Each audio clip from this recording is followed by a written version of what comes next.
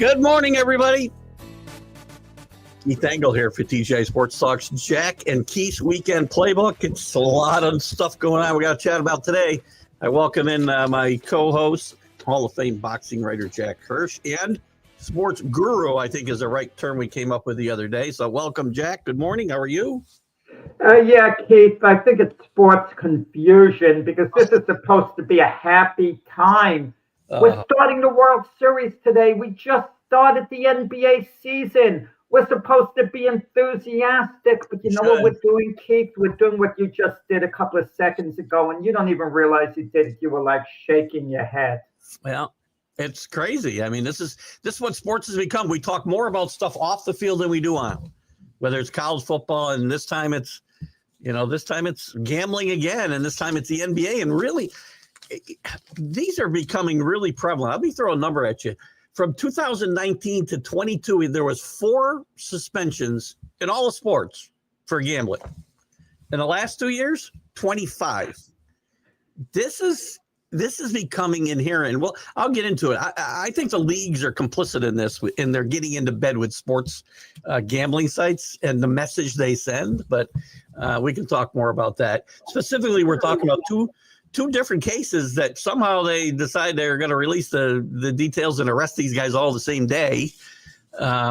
Again, Terry Rozier and Damon Jones arrested yesterday on fixing charges is all I can charge it. I mean, they didn't fix games, theoretically. They fixed their own Rozier fixed his own performance, similar to what Porter went through, Michael Porter Jr. last year. And we'll get into some of the details. And Chauncey Billups, a Hall of Famer and a coach, an active coach in the NBA, arrested on different charges of he was helping lure big players into poker games that were involving 4 mob families and cheating these guys out of their money with all kinds of electronic surveillance, X-ray glasses, and oh my God! What is this sports world coming to, and what's going to be the impact of this going forward? Well, first off, Keith, let's say innocent until proven guilty. Fair. It's alleged, but this much is obvious. They were doing something they shouldn't have been done. Whether it was illegal or not, that remains to be seen. That's the bottom line. I mean, you look at Terry Rozier, he's a player. All NBA players making plenty of money, enough to easily last you the rest of your life where you could live comfortably. What's he involved with? I don't know. Damon Jones, assistant coach with the Cavs. Chauncey Billups, Hall of Fame player, made a ton of money during his career, head coach of the Portland Trail Blazers. What is he even doing being involved? Isn't being the coach of the Portland Trail Blazers more than enough to keep you busy year round? Well, let's focus on one of these situations at a time because they are very different. Let's stick with Chauncey Billups for a second. Yes, he made a lot of money, and they cheated people out of like $7 million, I think, over 3 or 4 years of what I heard. That's a lot of money, but it's not a ton of money over 4 years for the people that we're talking about. It makes you wonder. And again, there's going to be more to this story. Why does he get involved? What did he get? We don't even know what he got. My guess is, this is just me, somehow the mobs got their fingers somehow into Chauncey Billups and said, you're going to lead these people into this game. Well, I'm not speculating like that, Keith. I'm not going there with that. Well, then give me a reason. Why do you think he would do? What other reason would this guy have to do this? You mentioned something about, what do they get out of it? It's the thrill.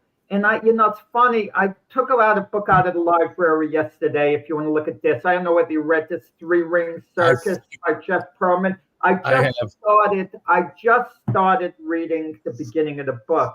And it talked about when Kobe Bryant was in one of these shoot-arounds with his teammates. It would be like for $100, this and that. Yeah.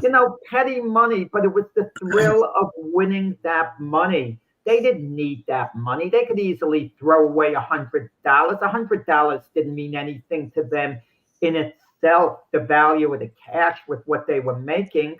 but it was the thrill of winning. And even if Chauncey Billups was getting chump change, it's the thrill of getting that. And we don't know what he knew at the time exactly, but what was he doing involved with this stuff? Well, that's my question. Why is he even involved? Where do you find the time to do that, to mess around with the high rollers, this and that? You're supposed to be a head coach. You're supposed to separate yourself from things like this. You're supposed to be above things like that. And how can you have a guy like that representing the Portland Trailblazers? So, and once you're involved, right? Let's forget about why he got involved. If they didn't have their hooks in him, they did. Well, once he's involved, they do have their hooks in him, right? And we don't know. You're speculating. You're going a little too far now, Keith. Hold on. I'm not speculating now. I'm speculating that he's guilty. Yes, assuming he's guilty. He's been charged. He's going to be charged. He's been arrested. If he doesn't get arrested, this doesn't come to light. Somehow it came to light. Once you start doing things with anybody in organized crime, now they have you. And when they say, we need you to do something, fix a game, give us player information, which is part of these other charges. But you can't say no, because now we'll reveal your other endeavors with us. So you can't get involved with these types of people, and maybe it is a rush for these guys, Jack. I don't know. Again, we're speculating on that end of it. That's all we can do here, Jack. We have nothing we can do. Yeah, but just like one of the charges with Chauncey Billups, even though it had to do with the poker games, it wasn't sports. They did link it to sports, where he supposedly tipped someone off that he was playing his backup. And he told him to bet, but maybe he didn't directly tell him to bet, but that could have been taken out of context. Was it a time of the season when it was viable to play your backups? And you could have casually mentioned, I think we're probably going to lose today's game. We're going to lose today's game because I got to give these guys playing time. I'm not playing any of the starters. That could have been loose talk. That just could have been loose talk that someone picked up on, as opposed to someone deliberately throwing the game. Okay, who was it? Terry Rozier. He came out of the game after 9 minutes, supposedly faking an injury. He didn't throw the game. No, this is the problem with today's gambling issues, right? In the old days, it was shaving points, throwing a game, whatever you want to call it, right? Today, you don't even have to get guys to throw games or shave points. You can just, because there's all these bets you can go to DraftKings and you can bet on. And this is what happened with Terry Rozier in the game you mentioned. He had an over-under on points, rebounds, and assists, I think. Maybe it was something else. And they had a bunch of unusual bets at the last minute on the under on every one of those. Parlayed. It would have amounted to a lot of money. They stopped gambling on it. And as you said, he takes him out of that game mysteriously after 7 or 9 minutes, whatever it was, and he's well under the numbers. This isn't the first thing. This is what Michael Porter Jr. was charged with a couple of years ago, and other guys have been investigated for. Several guys in college at Temple were investigated for this type of thing 2 years ago. With the leagues involved with these sports books, and I'm not saying the league is doing this, I'm not saying DraftKings is involved in this, but it's the message they send to the players is just ridiculously bad. And by the way, besides the point shaving, there's that other information that Damon Jones is accused of, which is of releasing information about players' health, like LeBron. So now they get dragged into it. And I guarantee the league is supposed to do that anyway. They're supposed to inform everyone as is. But player status, playing, not playing. So what is Damon Jones giving to anyone that they shouldn't be getting? They should be entitled to get that anyway. If you're a ticket buyer, okay, and let's say there's a walk-up sale, and you think you're going to see LeBron James play, and the Lakers know he's not going to be playing. Hypothetically, I'm just making up a scenario. The team should be announcing that player's not playing. Well, you're defrauding the fans if you don't. I mean, in my mind, but they don't. nobody releases the right information. I mean, even in this case, Damon Jones almost got himself in a lot of trouble with the guys he gave the information to, because I think it was the LeBron situation and somebody else. He said these guys weren't playing. They ended up playing, and the guys wanted their money back. Now you start to get yourself in even deeper. Big trouble. Yeah. Maybe the teams, maybe they shouldn't release this information because the teams play games with this anyway. Bill Belichick had Tom Brady as questionable for about 15 of his 20 years in the league, or his time with the Patriots anyway. He was always questionable, and he played every game. So the leagues play. In the NFL, questionable means the guy's probably playing. That's what it means. He's probably playing. Doubtful means it's 50-50. Those injury reports, to me, have always been released for the gamblers, not for the fans. I mean, what else? There's no other reason. Why do the teams need to know who's necessarily playing? They're going to prepare for everybody anyway.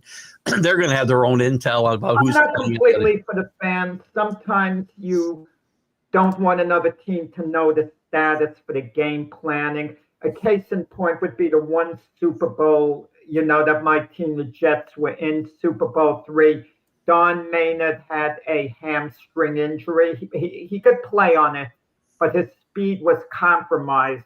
But the Baltimore Colts didn't know that, and they respected Maynard as a deep threat, and they defended him accordingly. And even Namath faked him out at the beginning of the game. He threw a long pass to Don Maynard. Maynard couldn't quite catch up to it because of the injury, but it put doubt in the Colts' mind. Maynard's still a threat. Had they known about the injury, it may have made a tiny bit of a difference.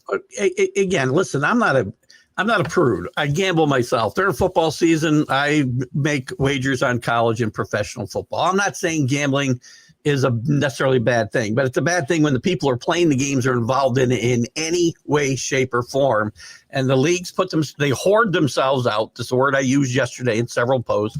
They hoard themselves out to these sports betting sites like DraftKings and FanDuel and all of them. And I think Rick is right. I think we're at the tip of the iceberg. I just gave you some numbers. We went from 4 incidents in 3 years to 25 in 2 years, the last 2 years. And I don't think we're anywhere near done. I think because there's always whispers all the time. And I don't think games are fixed by the league, which a lot of people like to believe. I don't believe in the scripting of games, but individual. No, that's ridiculous.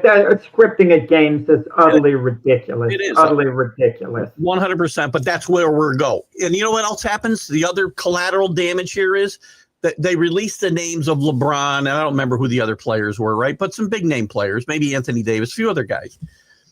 Now they are inadvertently put in this, and I know how these I have a few that follow my show. They're going to say LeBron was in, just like when Otani's his what do you call him? Interpreter. Thank you. Was arrested and finally convicted. Everybody assumed Otani had to be involved. I don't assume that at all. I think this guy probably got himself in trouble and stole Otani's money. He's the stupidest guy in the planet Earth. Doesn't mean he was involved in gambling. Somehow these guys' names will get rumored to have been somehow involved, and that's just stupid, right? These are the guys that are involved. Focus on the guys that we know. Well, we don't know for fact, yes, as you said, but it looks pretty damning to me what we've seen so far, especially about the players and the shaving of their own performance. Brown, the new head of the NCAA, talked about this very thing. The thing he wants to go away from these sports books is the individual performance bets, because those are the most dangerous. Those are the easiest things to fix and the easiest things to get away with, like Terry Rozier. Oh, got hurt. Come out of the game. Team could still win. He doesn't hurt his team necessarily, other than the fact that he's not playing. It's just this is a common situation. I think it could be the tip of the iceberg. I think Rick is right. Yeah, well, it could be. We don't know. We shouldn't assume with that. But I love the way the leagues tell you, well, gamble responsibly. That's how they justify their involvement. And it's so hypocritical at this point. But look, people bet on sporting events. That's Great part question. of the enjoyment. I mean, why do we have point spreads? I hate point spreads. I don't want to see a team is favored by 10 points. Which team you're going to take? I mean, we even do that with college, Keith. Yeah. We even do that with the college games. And Yeah. like I say, if you bet on a point spread, you don't have to have any knowledge about the sport at all. You can just guess, and you can go against the biggest expert, and you can beat him, predict better than him, because it's luck at that point. When it's over and under, it's a 50-50 proposition. Right. Either way that you're going to go. You'd hope you'd have a little bit of extra knowledge to be ahead of the curve, but it doesn't work that way. It just doesn't. And every league, like I said, has hoarded themselves out. We've had several. I forgot the one at Iowa just 2 years ago too on the football team. They had some allegations of players that were involved in this type of thing. And again, I'm not a prude. A lot of shows like ours, we make picks and we give prognostications on the NFL on Sundays and here for college. But we're not affiliated with the league. We're not being paid. We're not paying the league anything like these sports books are. And actually, Rick has a good question as we're talking about this. And I'm sure that boxing has been through these scandals. Is there a big match you can think of that? Yeah, I mean, it's well documented that Jake LaMotta, threw a fight. Well, this was around 1948 or something. To fight a Billy Fox because it was the only way he could get a title shot. And there was suspicion beforehand because the odds were changing. Yeah. And you even saw it in the movie Raging Bull. They even had the clip that Jake was questioned. He said he doesn't go down for anyone, and he didn't. He stood on the ropes and he allowed himself to get hit, but he did such a bad acting job that he got himself in a lot of trouble. And it's more conditions affixed where the judges are fixed at times. Right. It's not so much because someone is getting a direct payoff. If there's a really marquee, famous fighter and he has a close link with a sanctioning body, the judges kind of understand who the sanctioning body would want to see get the decision. And they would kind of lean a little towards the house guy, put it that way. Was there some chat about one of the Ali Liston fights or no? No, that's always suspicion. The first Ali Liston fight, Liston quit. Liston was a 7-1 favorite. He quit on the stool after 6 rounds, but he quit on the stool because he couldn't catch Ali and felt he was well beaten and didn't want to get embarrassed. And then the second fight, Ali knocked him out with 1 punch, but there was suspicion whether Liston took a dive. But if you look closely at the replay, the punch landed, Liston's head went down. But people couldn't imagine for the life of them how Ali could possibly knock Liston out. So the term fix was coming in. But with gambling and boxing, fighters openly bet one another. They challenge one another to bet. I mean, it's an open thing. And no one ever gets suspended for that. The only way a fighter is ever going to get suspended if he admits he flagrantly took a dive, and you want to know something, he would get suspended for 2 years and he'd be back in a big money fight. That's how the gut of sport works. I have found out over the years that tennis is also proliferated with that type of thing, where there's a lot of gambling behind the scenes, not necessarily with bookies, but amongst players and whatever else. So that's interesting. I always see it in football when a team goes for field goal to get within the point spread late in the game. I forgot who the coach was. It may have been a Patriot coach a lot of years ago back in the day that they went for field goal late in the game, and it was meaningless as far as the score went. And the coach said he has a young team. Was Chuck Fairbanks the coach of the Patriots? Chuck Fairbanks in the 70s, yeah. It may have been that time, I believe. I'm not certain, but somehow that pops into my head. And he said he has a young team. He's trying to build confidence. And it comes within the point spread. A player falls down instead of scoring at the end of the game, and people get suspicious and all. And Well, suspicions, once they take hold, and good morning, Linda, you're absolutely right. Unfortunately, the collateral damage will be to those involved. And the suspicion going forward, every time, we already hear it. Every time a team gets really good, like the Patriots, right? I listened to it for years. And now then we move down to the Chiefs. Every game is fixed. Every game is rigged. And you're going to hear more and more of it, even if it's not the tip of the iceberg, like Rick says. Well, I'm going to tell you what was rigged, and it was before our eyes, and nothing was done about it at all. I mean, Mark Gastineau in that 30 by 30 movie documentary, Brett Favre, when he was mad. Gastineau's the type of guy it's hard to have sympathy for because of the way he conducted his career, the way he acted. But I had a lot of sympathy for him. Brett Favre flagrantly tanked the sack, and that was a record-breaking sack. Yep.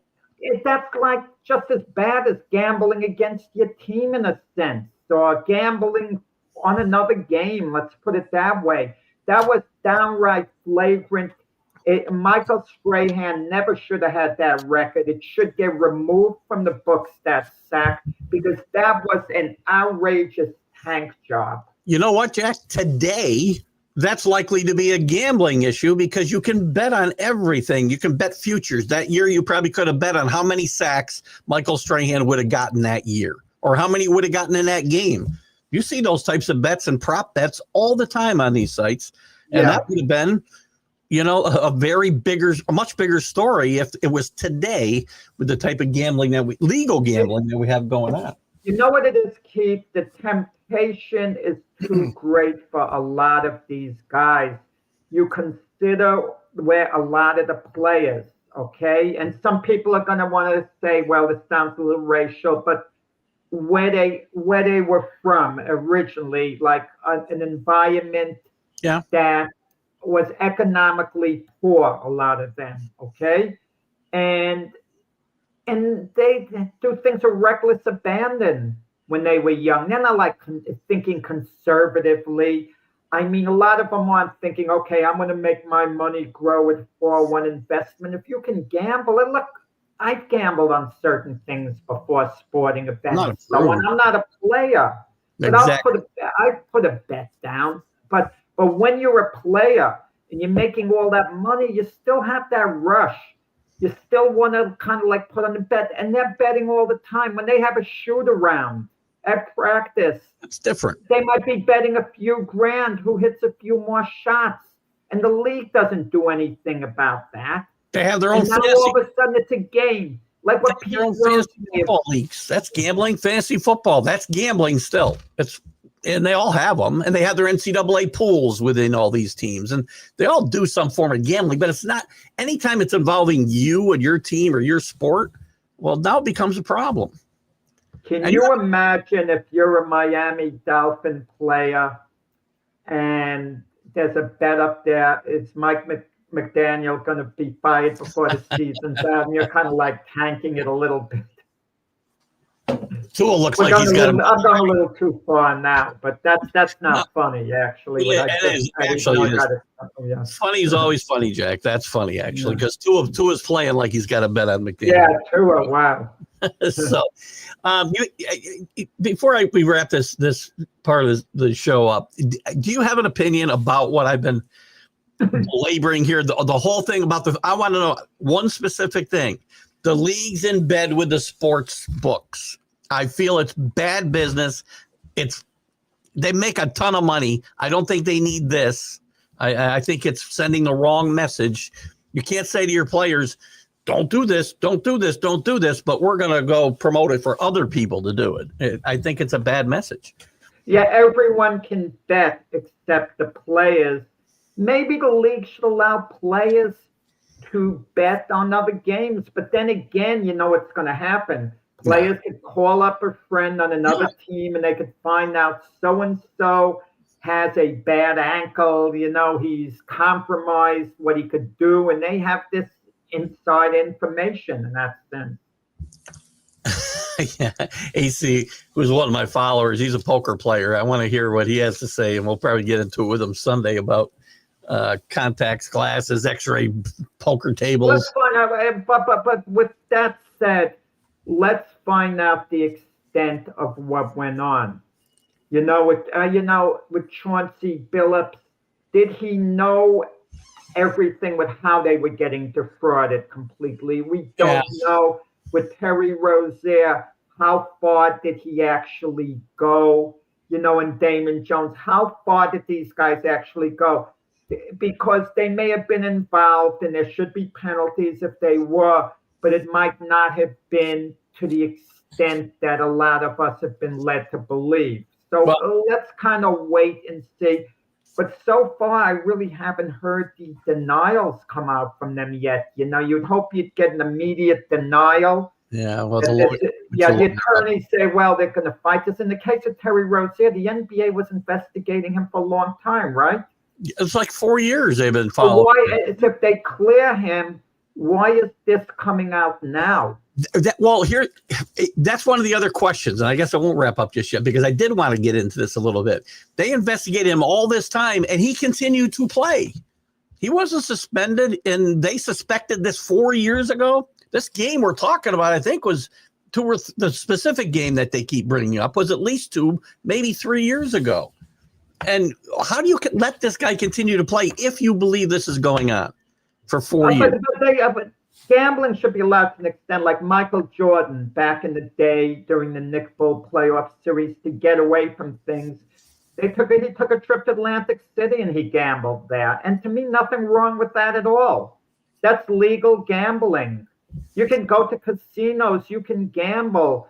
And I don't find anything wrong if an athlete, bets on the Kentucky Derby, for example. Bets on another sport, bets on maybe an NHL game. The problem is if they have friends on the other team that can give them so-called inside information, what's going on. But even that's no guarantee. Look at the sign stealing thing, Keith, with the Houston Astros. They still had to hit the darn ball, even though you know what pitches are coming. 100%. 100%. And it doesn't also, by the way, the Yankees keep complaining about that. They didn't score any runs, and the sign stealing didn't keep them from scoring runs, by the way. So, anyway, what was I going to say? Oh, to Brian's point here, I want to be clear because it may sound like I'm on both sides of the fence here. I am not. When I say games are not fixed as a rule, I'm talking about the way people think the league fixes games and scripts games. I'm not saying a referee can't be reached and influenced by an outside. Donahue, I think he cost the Sacramento Kings an NBA title. That's my opinion. We'll never know whether they would have won it for sure for the Lakers. But to me, the Lakers three-peat is tarnished.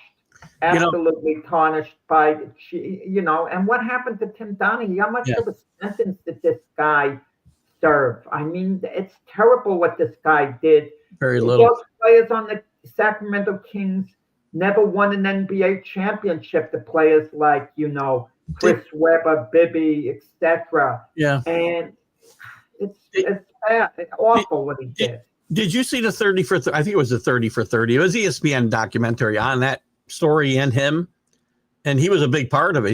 He was cocky during this whole thing. I mean, he came off as proud of what he was able to get away with for how long he got away with it. So, I don't think there's been enough repercussions for guys like him. And again, Brian, to be clear, yes, any ref could be gotten to by outside sources.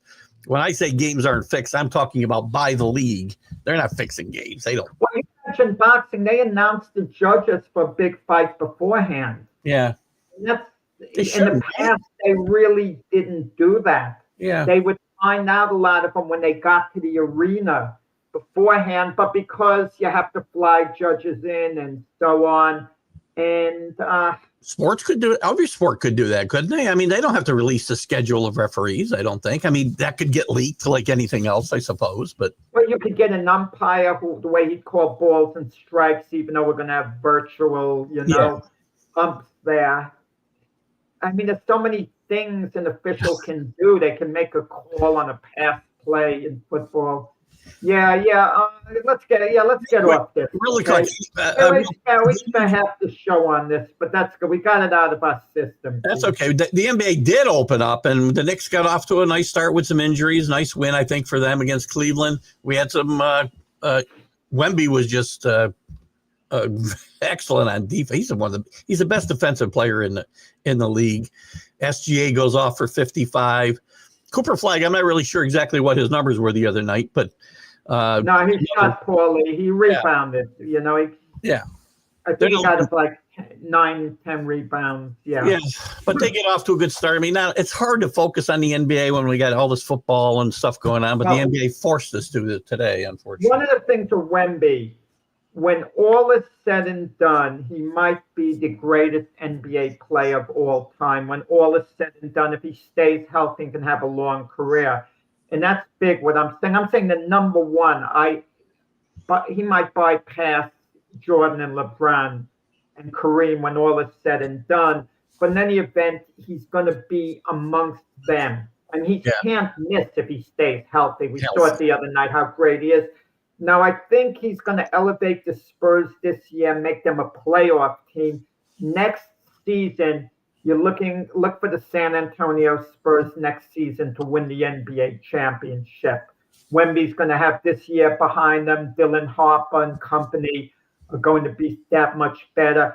And they might be our next NBA version of what the Golden State Warriors were, winning a few titles there. I definitely see that. Yeah, we'll get into some of this. One of the shows that we put in the can for while I'm away, I think will probably be NBA focused on the upcoming season and some of the storylines and whatnot. I think that'll be a good thing for us to talk about. And Michael points out, look, this certainly isn't limited to the U.S. This stuff goes on all over the world. And soccer, I think, has a history of these types of things happening. Oh, yeah, Michael, you want to see a good movie, fixed refereeing? Maybe you saw it, the movie with Sylvester Stallone called Victory. Oh, great movie. Soccer movie, Victory. That's a great movie for sure. Yeah. Real quick, before we go on to the NFL and the game last night, shockingly, lost in all of the other news of the day is the World Series starts tonight. Used to be this would be like, oh my God, this is great. Yeah. And it's kind of lost. And the Dodgers trying to do something that hasn't been done in 20 plus years and repeat as champions. And the Blue Jays looking to get their first championship in 30 plus years. We start with Snell and Yasavage tonight. The Brewers have leaned on Yasavage a lot in this playoff series, and he's mostly come through. And I think Yamamoto will pitch against whomever. The Brewers haven't decided. Yamamoto, Tani, they're loaded. Dodgers in fourth straight. Dodgers in fourth straight. Maybe Toronto grab one game at most. Yeah, it's not going 6 games. I mean, the first 2 in Toronto, next 3 scheduled in LA. Once they go back to LA, that's it. I mean, the Dodgers will wrap it up there. I just feel like there's a shot that Toronto could win a couple. I don't know why. I like the Dodgers to win for sure, but I'm going to say 6 games because I just feel like the Blue Jays, they put the ball in play enough and force the defense to make mistakes. And I like the way they play offense. When they put the ball, when they do get hits, they kind of string them together. I like the way they play on offense. I don't think their pitching is going to be enough for the Dodgers. The interesting thing to maybe is going to be, and maybe we can go make a prop bet on this today. How many home runs is Ohtani going to hit in this series? If it goes, he might set a record if it's only 4 games. So, I mean, I don't know, but you get the feeling this is going to be Ohtani's time to shine. Not that he hasn't been shining his whole career, and he could be World Series MVP. If I had to pick one person, I mean, anyone would make Ohtani the favorite.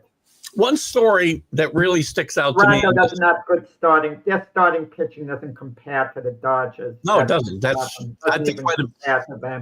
thought the Mariners would have been a better matchup against the Dodgers, but they couldn't get here. I think Toronto. The Mariners wouldn't have had any shot either. For me, as somebody who doesn't have a rooting interest for either one of these teams, I'm going to be rooting for the Blue Jays for one reason. Don Mattingly gets to his first World Series after 43 years in the game, and this is a big story for somebody like me. And I would think Maybe it's not for you. It is for me. Yeah, I mean, he's one of my favorites, Don Mattingly. And one of the things about Toronto getting to the World Series that I was glad about, maybe the only thing, was, Don Mattingly, because he's been jinxed. Talk about a guy being jinxed. He came to the Yankees in 1983, and the Yankees won the World Series 2 years before. He retires at the end of 95, and then they start winning. They go to 6 World Series in 8 years. 4 out of 5. And then he comes back as the batting coach in 2004, and they're up 3-0 against the Red Sox in the playoffs. 1 game from the series and collapse, and he doesn't go. He's with the Dodgers. They go to the playoffs, 3 years or so with him, the manager, but they don't go to the series. He was with the Marlins playoffs 1 year, don't go to the series. He's finally there as a bench coach. But you know what it is? It's not the same, Keith, as if he was playing or he was the manager himself. No, I get it. It kind of reminds me of what Patrick Ewing said when he was an assistant coach with the Orlando Magic and they won the finals. He said, when I get my ring, that's going to shut people up finally. Ewing sounded bad. We love Patrick Ewing, but it's not the same as being a player. But if you're the head coach, in a way, it is the same like being a player because you're the absolute leader then. You know what? I love Don Mattingly. I feel like poor Don Mattingly has been lost to history other than certain Yankee fans, right? Because if he played, as you kind of pointed out, if he played at any other time almost in Yankee history, he'd have been, well, he didn't play long enough to be Mickey Mantle, but he'd be huge. He'd be huge nationwide if he'd played on the 70s Yankees, right? The late 70s Yankees. If he'd played on that 90s team longer, if he'd played in the 60s, he would have been a megastar, and he was for 5 years. But outside of New York, I feel like he's just kind of been forgotten. What a great player. It's funny that he's even jinxed on the all-time Yankee lists because of his position. They say, greatest shortstop, A-Rod, greatest third baseman, A-Rod, greatest shortstop, Jeter, greatest second baseman, Cano's in the conversation, greatest first baseman. No one would dare mention Mattingly's name because of Lou Gehrig. As much as everyone loves Donnie baseball, no one could put him ahead of Lou Gehrig. The only thing I disagree with there is I'll always put Nettles over Rodriguez. Sorry. No, A-Rod was a better player. Let's be honest about it. Come on. Get out of here. Did A-Rod ever turn a World Series around all by himself? No. Nettles had one of the greatest gloves of all time for third baseman. But A-Rod was a solid fielding third baseman. He was still good. Not as good as Nettles, but A-Rod's bat and everything he brought to the table. A-Rod was a genuine star. I'm biased probably because Greg Nettles is one of my favorites. I played infield. I played a lot of third base. He was my favorite, and I'll never forget. And you're a little older than me, not a ton, but a little. My best World Series memory is Game 3, 1978. Yankees down 2-0, and Nettles, phenomenal. Nettles saved that season. It was an amazing performance that night. I'll never. Phenomenal. Listen, Nettles. We love Greg Nettles, but let's be honest about it. If you had a choice of one, they were both 22 years old, and they had their whole career ahead of them. I probably play. And you had to play them both at third base. You couldn't move A-Rod to another position. Come on, I mean, and we're sitting at a meeting. And we have to make a decision. You're not talking me into taking Nettles over A-Rod. But you're not letting me cheat. You're not letting me cheat and move A-Rod somewhere else. That's not fair. Well, so. Well, you would have had to. I'll say this: if you had them both, I would have A-Rod DH and Nettles playing third base if it had to be either or. Listen, I'm going to talk about this a little bit at 3:00. And I don't know how much you're up on this, but I find it very interesting. The Giants hired the Tennessee head coach, Vitelli. I thought it happened once before. I thought Bobby Winkles went straight from Arizona State to the Angels. I thought maybe because saying this is the first time this has ever happened. I thought Bobby Winkles did it in the 70s, but I could be wrong. Is this every other league? Every other league does this a lot, right? They hire college coaches a lot. The NBA does, the NFL does. Major League Baseball doesn't do it. I'm curious why, and whether you think, just real quick, I mean, I wanted to touch on this with you. I think it's thinking outside the box and try something that's different, at least, rather than rehashing the same guys over and over again. What are your thoughts on him getting hired? Yeah, it's different for sure. But the guy, they moved on from Bob Melvin, an established major league manager, but the Giants were disappointment at 81 and 81. They were expected to do better. And they're going out of the box, getting a college coach. But why not? How he's going to handle the players, that remains to be seen. But for any manager coming up to the big leagues, that's the main thing, how you handle the players. You can lose them in the beginning. You can't come in and be a disciplinarian if that's not in your nature, or you could be too harsh on discipline. Because remember when Bobby Valentine replaced Terry Francona? Yeah.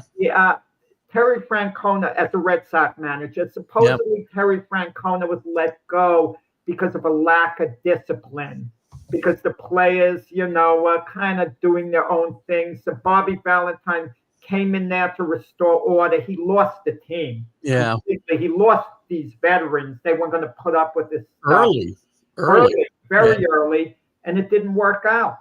With the Giants were 81 and 81. I kind of like when a team could promote from within. You get a manager could work himself through the minor league system, and he's really attuned in things. But at the end of the day, I'm going to be honest about it, Keith, and this sounds harsh. I'm not downplaying a manager's importance per se, but you or I could manage if we had the right assistance. We need a bench coach to help us with certain switches, and we need to know how to master using the bullpen, work closely with the pitching coach. And we'd also have to really have the respect of the players, know how to handle them, identify certain leaders. In other words, you let the team run itself. You identify a few of the leaders. Like if I was forced to be a Yankee manager, and I coached in high school, I managed in high school, believe it or not, I would immediately go out to dinner with a guy like CC Sabathia, if it was the Yankees a while back, and say, CC, I felt a little over my head. I'm counting on you. Let me know what I should do, this and that. And I get my small group of leaders, respected guys, and that's how you run the team. You don't say, I'm imposing discipline. He didn't run hard enough to this base. I'm sitting him out again. You can't do that today. I mean, managing today, I think, is easier than it's ever been because, the front office is helping you script out the game. It's not like it was in the 70s, 60s, 50s, whatever. Yeah, we're going to get to the Vikings in a moment. We should talk about the game. But did you see the thing where Jeter made a remark, and A-Rod too, about Aaron Boone maybe not being given full authority and Brian Cashman getting ticked off? Well, I've been a big defender of Brian Cashman. And yes, Brian Cashman, I believe, is telling the truth. No one calls Aaron Boone during the game. No one tells Aaron Boone exactly how he should set up his lineup. But they meet. They give him these strong recommendations. And then it's up to Aaron Boone to act accordingly. He doesn't have to follow that, but Aaron Boone understands he's working within the confines of a chain of command, an organization. So I don't think Aaron Boone ever gets a gut feeling, well, I'm going to put so-and-so. No. I have a feeling he's due. And for the people who say move on from Aaron Boone, whoever you get as your next manager is going to be in the same situation to do the same. No, they both have to go. I've said that forever because they're tied to each other with an umbilical cord. I mean, you're absolutely right. No, Cashman's a great GM. I'm sorry, Keith. Great. They won 94 games, Keith. The team was really good. He's putting flawed teams together year after year and expecting different results. Flawed this year. They just weren't flawed. He addressed the bullpen fully. Had speed on the bases. They were taking extra bases. They got Caballero, Chase Chisholm, Anthony Volpe, guys who are good on the base path. Fundamentally flawed. They don't play good situational baseball. They haven't in a decade, and I don't see it changing as long as this regime is in charge. We'll have plenty of time in the offseason to talk about that. We will. Let's talk about a flawed team in the Minnesota Vikings. Oh, Rick. I'm sorry, Rick. Like that. Now I'm going to put Rick's comment back up, and I don't usually apologize for offending people because if they get offended, that's their problem, not mine. But I will apologize to Rick for offending him by saying I do say he's a little older than me, and now I just said Jack's a little older than me. So sorry, Rick. Anyway, now, Rick, we have to talk about your Vikings. I'm sorry. It's not a pretty performance last night by anybody on this team. 34 yards rushing, 164 yards of offense entirely. Carson Wentz, look, I guess he was banged up. He didn't. It seemed like he was fine until he completed a pass and he pulled his left shoulder. Looks like McCarthy's coming back last week, but the Chargers have been kind of night and day. Jekyll and Hyde. I was going to Heckle and Jekyll. Maybe that's more like it. I don't know. But they were good last night. Justin Herbert was at the top of his game. Are the Vikings this bad, or are the Chargers a really good football team? I guess is the question. Vikings, I said before the season they were going to take a dip. I thought they'd go like 8-9.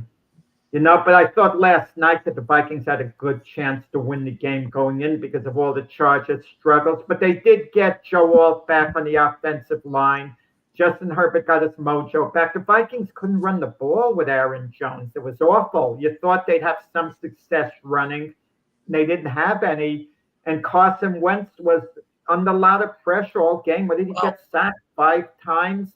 And you feel a little for Carson Wentz because he had a chance, an audition over a few games to perhaps show he could still be a starting quarterback in the league.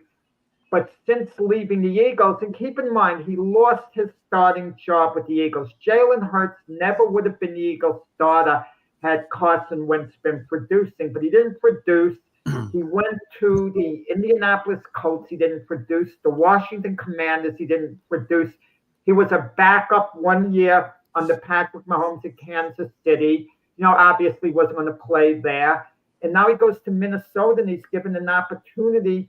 And unlike last year with Sam Darnold wasn't going to get the job unless the Vikings were going to do something crazy like win the Super Bowl last year. Right. Now, if Darnold could have performed all through the playoffs and the Vikings were Super Bowl champs, Darnold would have been the franchise quarterback.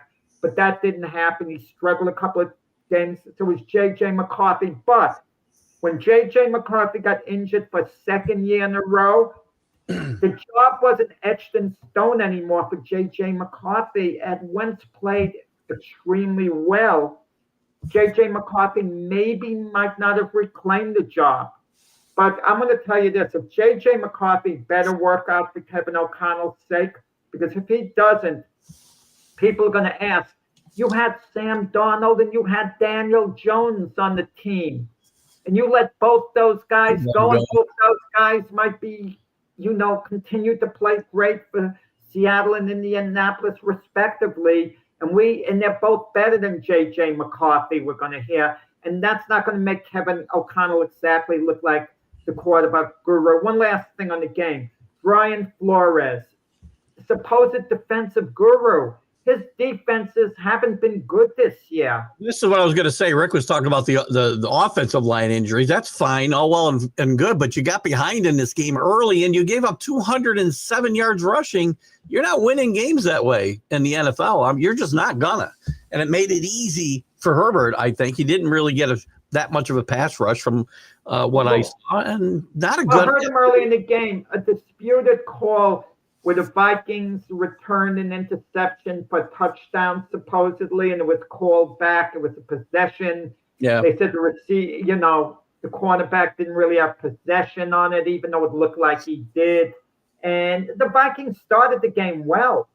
They started actually well, but before you know it, but then after a little while, they're down 14-0, and they don't seem to be playing that badly, but they're down 14-0, but then it got worse.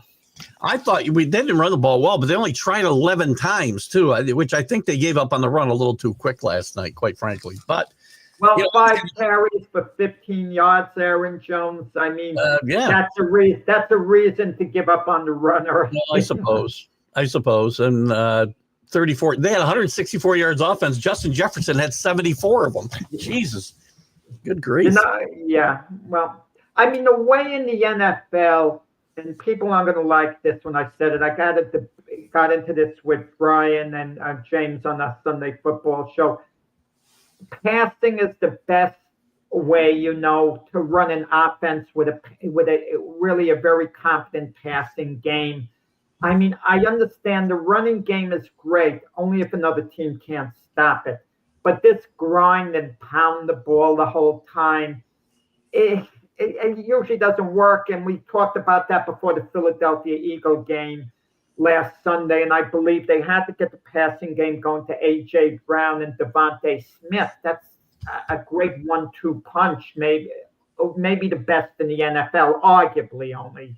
And I know how great Saquon Barkley is, but when you have Rolls Royce receivers, you got to use them. Well, agreed. And talking about which, I think the Chargers receiving core has turned into a really good one. McConkey was already playing really well, and Arondé Gadsden is becoming a star, I think, in the last few weeks. Yeah. I think he's a rising star in the league. Another with nice Hampton out. They ran the ball really well, the Chargers, with Amari Hampton out. Give them credit. That helps them. Chargers have the looks to me that they're going to be a playoff team. I don't think they're going to go to the Super Bowl, but I think they'll be a playoff team. Do we care that Rodgers said this week he plans to retire a Packer? It doesn't matter. Rodgers will he'll decide at the end of the year. No, not retire. No, when he does retire, he says he'll retire as a Packer. So he's going to go there. And I mean, the Packers. I thought about that. I guess he means 1-day contract. They do that in the NFL. That's what he means. And it's nice. Does Rodgers really have hard feelings towards the Packers? I don't know. I mean, I don't think he has bitter feelings towards them. Times went by, but let's be honest about it. Rodgers is playing at a good level right now. He's playing at a good level, and he might be thinking, should they ever have moved on from me? This is an interesting question, and I hope I remember to put this as a debate question for tomorrow's show because it popped into my head. Had the Packers never moved on from Rodgers, would they have been better off? Would they be better off now than having Jordan Love? That's very interesting. It is. Jordan Young was the young quarterback with the future, but let's say Rodgers didn't have the Achilles injury, he wouldn't be playing for the Jets. And it's all ifs. If he stayed healthy, because anything could happen. You play for another team, you could land, on your elbow or whatever. But is Jordan Love a better quarterback than our Aaron Rodgers right now? That's thought-provoking because I think it's pretty close at this moment. I don't think it's not head. I think Jordan's better. I think Jordan Love's better, but I don't think it's head and shoulders above for sure. And I don't think if Rodgers stayed, I think you would have seen similar results from the team. I don't think that it won Super Bowls, right? I mean, remember the year he had when he left was pretty bad. So if he played like he played this year, they probably would have had similar results to their seasons as they had with Jordan Love. That's my conviction, right? I would tend to agree. But nothing great. But college football, we got to do our picks. But anything? There's a couple of good games this weekend that have playoff implications. And a big one, Ole Miss at Oklahoma. Ole Miss with a bad loss last week. Jack loses on that. A game that's going to fly under the radar that's really important is South Florida and Memphis, which might be a playoff game in itself for the Group of Five selection. So Missouri at Vanderbilt. That's one of the games that I'm going to pick. That Missouri and Vanderbilt. It's not as good a card as it was last week, but there's still some very, very interesting games, and we're getting to where we're only less than 2 weeks to the first college football playoff pool. I was thinking, Keith, if there's going to be a real long shot to win the national championship, a real long shot, but it's not crazy, would it be a team like Louisville? That'd be a real long shot. That'd be a crazy long shot. I'm not talking about crazy long shots. If I had to pick it, BYU is a team I would pick if I was going to pick a team. BYU would be a team I'd pick. Louisville's a little too far of a long shot for me. Not saying it can't happen, but it's very doubtful for me. I think Ohio State repeats, quite frankly. But Ohio State's looking great. Them in Indiana, they're on a collision course for be undefeated in that Big Ten championship. Indiana, I'm going to tell you, that would be the best thing for college football this year. If Indiana won the national championship. It would take college football to a different territorial level. They're serious about winning too for the first time that maybe ever, for sure. So God bless. Could you imagine if Indiana won the national championship and they built a powerhouse like Alabama?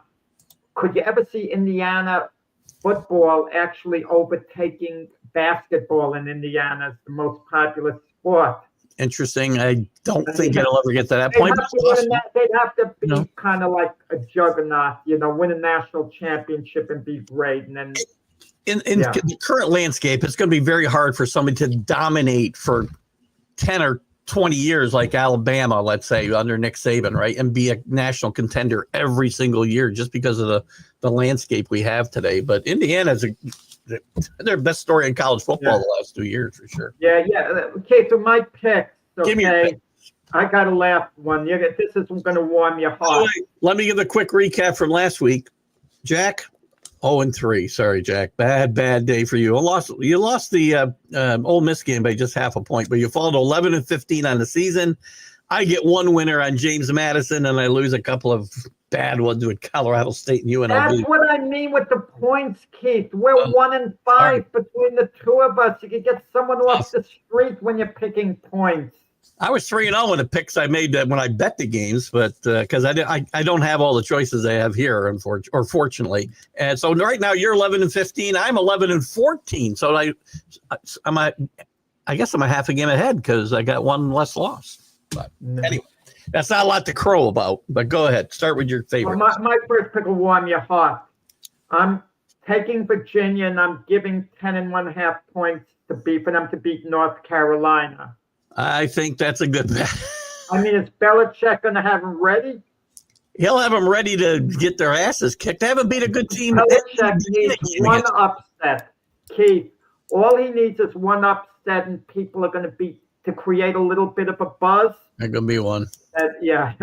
Okay, I'm also taking Alabama. I'm surprised the line isn't bigger in giving 11.5 points to for them to beat South Carolina.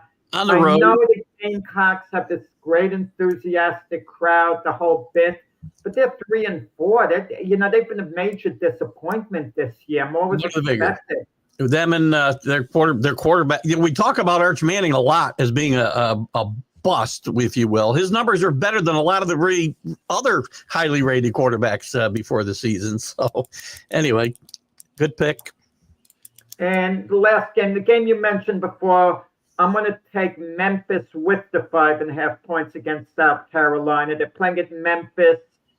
It's a real intriguing game. It's probably a close game. So you like 5.5 points if you get the game that you consider virtual toss-up.